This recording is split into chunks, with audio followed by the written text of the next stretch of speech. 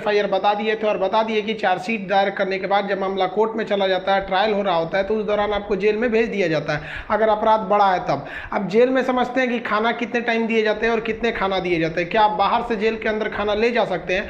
और क्या उम्र कैद 14 साल की होती है और जेल में एक दिन 24 घंटे का न होकर क्या 12 घंटे का होता है? और फांसी की सजा सुनाते दौरान जज कलम क्यों तोड़ देता है? और फांसी से पहले कौन कौन सी ऐसी इच्छाएं हैं जिसे आखिरी ख्वाहिश समझ के पूरी की जा सकती है? देखिए, जो जेल होता है वो राज्य सरकार के अधीन काम करता है और जेल की जो पुलिस होती है वो नॉर्मल पुलिस से अलग होती है। ये इसका प्रशासन पूरी तरह इस जेल प्रशासन के अंदर होता है। इसमें बहुत कम पुलिस वाले होते हैं, जो ज़्यादा मिलेंगे आपको बाहर ही। अंदर पुलिस वाले बहुत कम मिलते हैं। अंदर का जितना काम होता है वो कैदी ही करते हैं। कैदी जब शुरू में जाते हैं तो उन्हें नंबर नहीं दिया जाता है। हाँ, जब उनकी सजा मुकर्रर कर दी जाती है, ज़्यादा दिन की सजा है, तब उन्हें नंबरदार बना दिया जाता है। ऐसे आप जाइएगा 10 दिन 14 दिन के लिए तो नंबर नहीं बनाएगा, ऐसे ही छोड़ देगा। यही कपड़ा पे छोड़ देता है, कपड़ा भी नहीं देगा आपको अलग से। लेकिन हाँ, अगर ट्रायल लंबा चलने वाला आपका तब आपको नंबर देगा और आपको बैरक बताएगा किस बैरक में। उसमें कई बैरक होते हैं, यानी सेक्शन होते हैं। मतलब खतरनाक वाले को किस साइड में रखना है, जो नॉर्मल आया है पता है, जेलर को पता है कि भाई सब ये आया अभी 7 दिन में चल जाएगा, तो उसको दूसरे बैरक में रखता है। जेल में नाश्ता खाना सब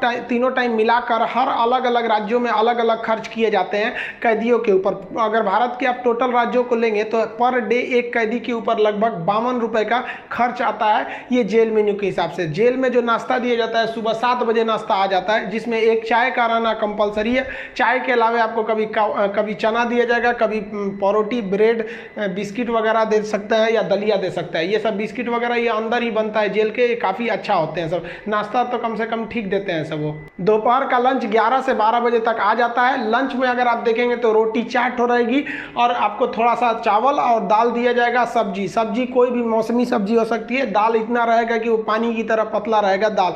आपको इसमें एकदम हल्का खाना दिया जाता है। रात का खाना भी दिन के खाने के समय सेम रहता है, बट रात के वक्त में चावल आपको नहीं दिया जाता है। रोटी जो दे दिया जाता है वो 6 दे देते हैं, चावल नहीं दिया जाएगा। दाल और सब्जी नॉर्मल टाइप की सब्जी रहती है, जिससे खा के आप बीमार न पड़े। रात का खाना जो है ना वो शाम 5 बजे रेडी हो जाता है। आपका मन उसी टाइम खाइए या रात 9 बजे खाइए, उससे मतलब नहीं है, वो वहीं दे देगा। रात में खाइएगा तो आपको कोई गर्म करके देने वाला नहीं है, क्योंकि कैदी ही इस खाने को बनाए रहते हैं।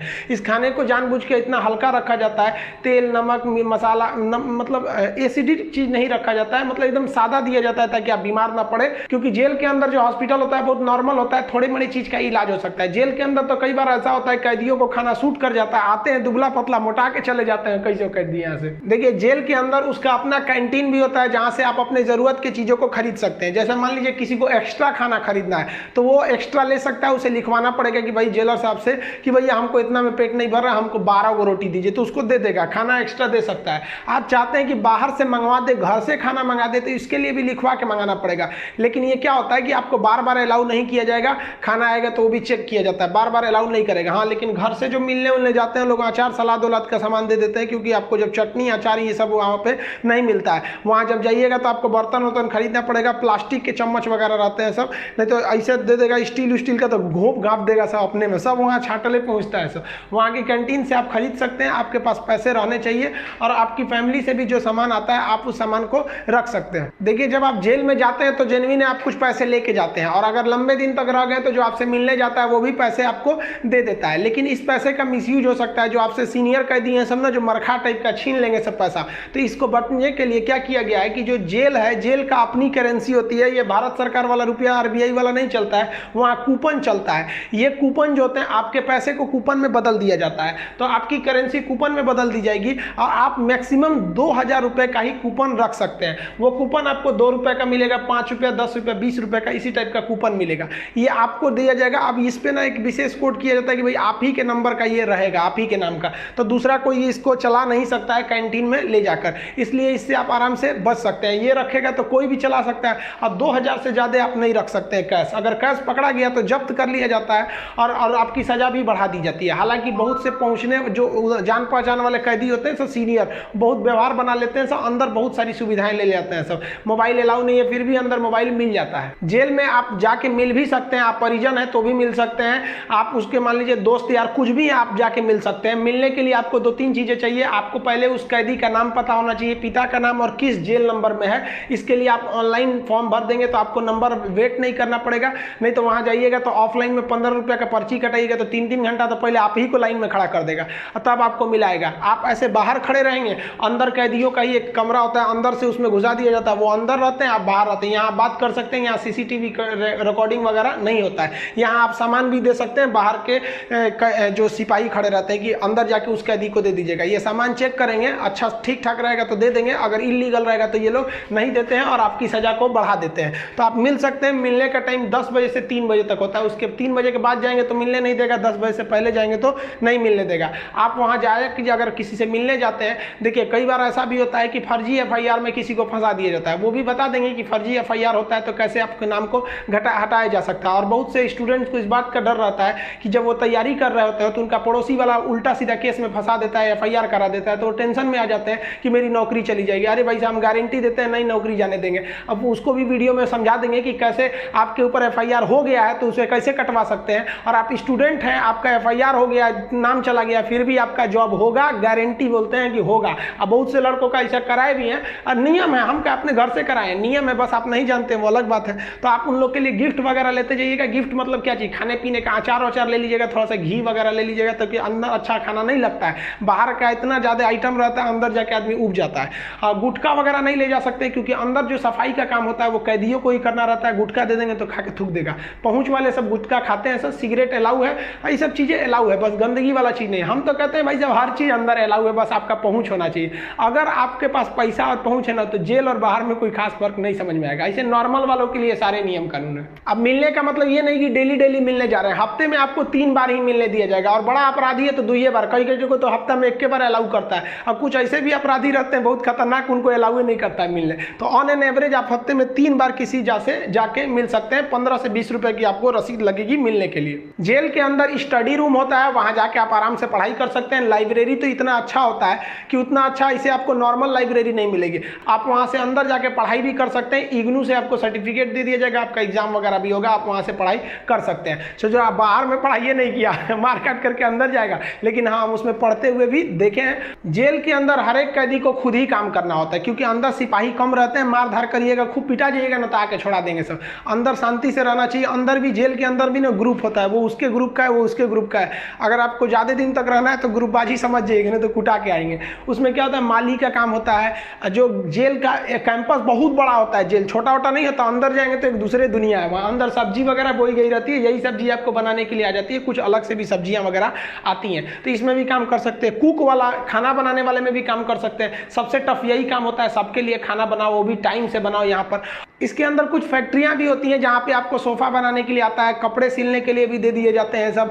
और जो होली में जो गुलाल लगाते हैं अबीर, वो भी इसके अंदर पीस के बनाना रहता है। कई सारे काम होते हैं, लेकिन ये जो काम वाला डिपार्टमेंट है ना, फैक्ट्री वाला डिपार्टमेंट, ये उसी को दिया जाएगा जिसको कोर्ट ने सजा सुना दिया है।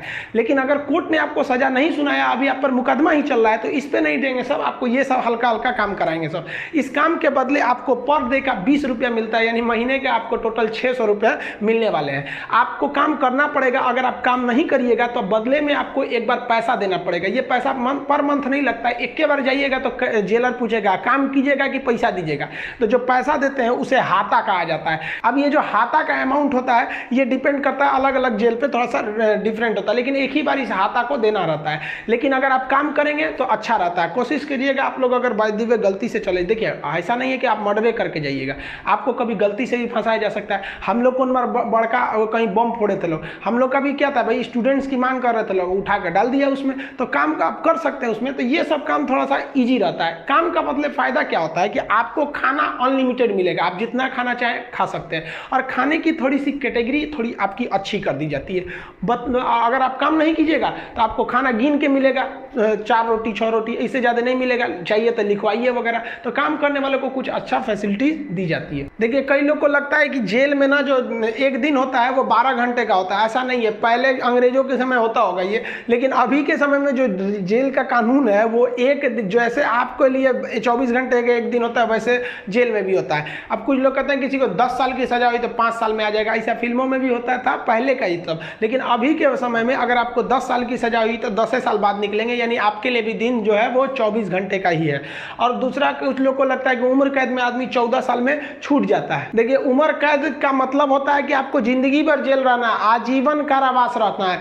ये 14 साल की बात क्या है कि जज ने अगर आपको सुना दिया कि आपको उम्र कैद की सजा है, तो संविधान में लिखा गया है कि अनुच्छेद 72 के तहत तथा अनुच्छेद 161 के तहत, अनुच्छेद 72 के तहत राष्ट्रपति और 161 के तहत राज्यपाल आपकी सजा को माफ कर सकते हैं। तो ये जो 14 साल का थ्रेशोल्ड बनाया गया है कि राज्यपाल और राष्ट्रपति जो है ये उम्र कैद को 14 साल से पहले नहीं माफ कर सकते हैं। तो बहुत से ऐसे लोग होते हैं जो 14 साल जेल बिता देते हैं ना, तो ऐसा कहा जाता है कि 14 साल तक किसी को समाज से अलग कर दीजिएगा तो नॉर्मल व्यक्ति जो छोटा मोटा गुंडा है उसका बाकी सबसे संपर्क टूट जाता है, तो उसे माफ कर दिया जाता है। तो जनरली 14 साल में छूट जाते हैं। वो छूटते नहीं है बल्कि राष्ट्रपति या राज्यपाल माफ कर देते हैं कि चलो यार गलती, बहुत बार तो अपराध आवेश में आके हो जाता है, लेकिन ऐसा नहीं है कि सबको छोड़ देता है। कुछ कुछ एकदम सातिर अपराधी होते हैं, उन्हें नहीं छोड़ा जाता है। तो ये 14 साल मिनिमम है कि आपको इतना रहना ही है, इसके बाद राष्ट्रपति या राज्यपाल माफ करेंगे तब समझिएगा।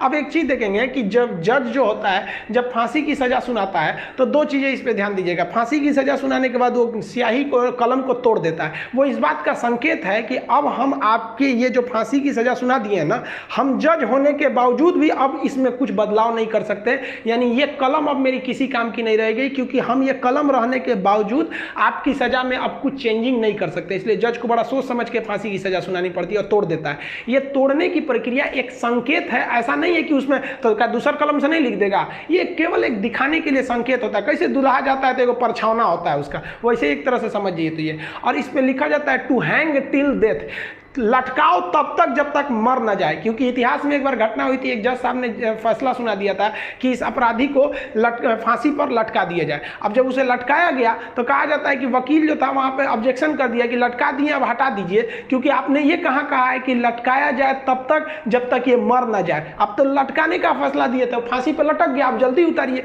इस तरह की एक कई सारे पहले के मिथ हैं। अब इसके 100% सत्यता की हम गारंटी नहीं लेते हैं, क्योंकि ऐसी कहानियां बहुत हैं। तो वो लिख देता है कि हैंग टिल डेथ, तब तक लटकाइए जब तक ससुरा मर नहीं जाता है। तो फांसी की जब सजा दी जाती है तो जल्लाद जब सजा दे देता है तो वहां एक मजिस्ट्रेट रहते हैं, एक डॉक्टर रहता है और जेल सुप्रिटेंडेंट रहता है। फांसी पे लटके ही रहिएगा, डॉक्टर चेक करेगा, ससुरा अभी बचल है, छोड़ दो, अभी 10 मिनट और छोड़ दो। तब तक डॉक्टर नहीं कह देता, जब तक कि मर नहीं गए तब तक आपको लटकैले रह जाएगा। फांसी जो है वो अक्सर मॉर्निंग में ही दी जाती है, क्योंकि जेल प्रशासन के ऊपर सबसे बड़ी जिम्मेदारी फांसी की होती है। वो सुबह सुबह इसे निपटा देना चाहता है, और सुबह के समय जनता मीडिया भी उतने ज़्यादा एक्टिव नहीं होती है। खैर ये सेकेंडरी वजह होता है। फांसी घर में जब कैदी को लाया जाता है तो जल्लाद इस कैदी का चेहरा नहीं देख पाता है, क्योंकि पुलिस पहले ही उसके चेहरे को काले कपड़े से ढक देते हैं। जल्लाद जो होता है उसे काले कपड़े में पहना के फिर फांसी पर लटकाता है। इसे कपड़े ढकने का एक और रीजन है कि जब फांसी लगाई जाती है, किसी को फांसी दिया जाता है, तो उसके आंख वगैरह काफ़ी मतलब तड़पता है, तो एक होता है ना कि थोड़ा सा खराब लगेगा उस वजह से। तो यहाँ पर जो जल्लाद होता है इसे पहले ही, इसको फांसी लगाने से पहले इसे कपड़ा ढक के इसको लटका दिया जाता है। लटकाने से पहले इसे जब फांसी देना होता है तो उससे पहले इससे पूछी जाती है आखिरी ख्वाहिश। यहाँ वो अपने पसंद का खाना खाने को कह सकता है, अपने रिश्तेदारों से मिल सकता है, या कोई धार्मिक ग्रंथ कह सकता है कि हम उसको पढ़ना चाहते हैं। इससे ज़्यादा उसकी कोई ख्वाहिश नहीं पूरी की जाएगी। ऐसा नहीं कहेगा कि हमको मर्सिडीज में घुमा दीजिए, ये मरने वाला होता है, इसकी ख्वाहिश क्या बची रहती है। इन सबको तो अपने तबीयत खराब हो जाता है। जब इसके कपड़े में जल्लाद जब फांसी देने जाता है तो इसके कान में कहता है कि मुझे तुम माफ़ करना, मतलब ये हमारी ये तो मजबूरी थी, भगवान के लिए मुझे माफ़ कर दो, या अल्लाह के लिए मुझे माफ़ कर दो, तुम्हें अपने भगवान का वास्ता, जिस धर्म का ये अपराधी है। क्योंकि भाई इसमें कैद, ये जो जल्लाद का, इसका क्या दिक्कत है? इसको तो जज ने जो आदेश दिया वो इसको पालन करना है। फांसी के बाद इसके जो बॉडी होती है वो पोस्टमार्टम के लिए भेज दिया जाता है, फिर घर वालों को दे दिया जाता है। आप जिस धर्म के हैं उस धर्म के